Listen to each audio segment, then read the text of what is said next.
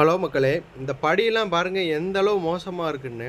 நேத்து ஒரு வீடியோ நான் போஸ்ட் பண்ணியிருந்தேன். இது அதோட செகண்ட் பார்ட் வீடியோ தான். அந்த வீடியோ பார்க்காதவங்க மறக்காம பாருங்க. ஃபைனலா பார்த்தீங்கன்னா, நம்ம விழுந்த எல்லாத்துலயும் கெமிக்கல் ஒர்க் பண்ணி பிளாஸ்டிங் ஒர்க்லாம் கம்ப்ளீட் பண்ணியாச்சு.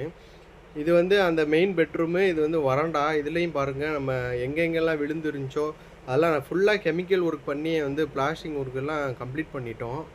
கிட்டத்தட்ட இந்த வேலையெல்லாம் முடிக்கிறதுக்கே பார்த்தீங்கன்னா, நம்மளுக்கு 1 வாரத்துக்கு மேல டைம் ஆயிருச்சு. கீழ மட்டுமே வேலை முடிக்கிறதுக்கு. இத தவிர்த்து நம்மளுக்கு மாடியிலயும் பார்த்தீங்கன்னா, தட்டோடு ஜாயிண்ட்ஸு எல்லாம் வீக்கா இருந்துச்சு. எல்லாமே சரி பண்ணி நம்மளுக்கு வாட்டர் ப்ரூஃபிங் ஒர்க் வேற இருந்துச்சு மேல. நம்ம கீழ ஒர்க் கம்ப்ளீட் பண்ணதுக்கு அப்புறமா, டெர்ரஸ்ல கார்னர் ஜாயிண்ட்ஸ்லலாம் பார்த்தீங்கன்னா, எங்கேயுமே கொலவ அடிக்கல. இதெல்லாமே பார்த்தீங்கன்னா, நம்ம மெஷ் வச்சு அந்த கொலவு வேலையெல்லாம் கம்ப்ளீட் பண்ணிட்டோம். இப்படி மெஷ் வச்சு கொலவு அடிக்கிறனால என்ன பெனிஃபிட்ன்னு கேட்டிங்கன்னா, கொலவு கன்டினியூஸா இப்ப புதுசா வீட்ல அடிச்சோம்னா, அது நின்னுக்குரும். இது பழைய வீடுன்றனால, அது கொலவு தனித்தனியா கழண்டு வந்துரும். இந்த மாரி மெஷ் வச்சு பண்றனால, சீக்கிரமா அவ்வளோ சீக்கிரம் கழண்டு வராது.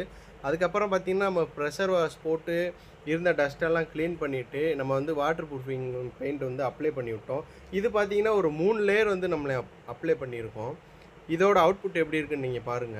இதே மாரி உங்க வீடுகள்லயும் ஏதாவது கம்ப்ளைண்ட் இருந்துச்சுன்னா, மறக்காம எஸ் பில்டர்ஸ கான்டாக்ட் பண்ணுங்க.